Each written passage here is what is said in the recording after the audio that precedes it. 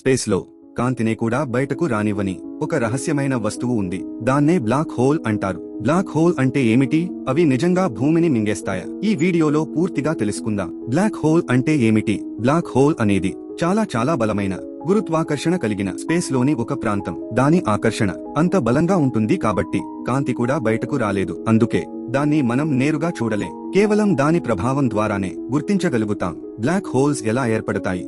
ఒక భారీ నక్షత్రం తన ఇంధనం పూర్తిగా అయిపోయిన తర్వాత తన బరువును తట్టుకోలేక లోపలికి కూలిపోతుంది. ఆ సమయంలో అది సూపర్నోవా పేలుడుగా మారి తర్వాత బ్లాక్ హోల్ ఏర్పడుతుంది. అంటే బ్లాక్ హోల్ అనేది ఒక నక్షత్రం మరణించిన తర్వాత ఉండే రూపం.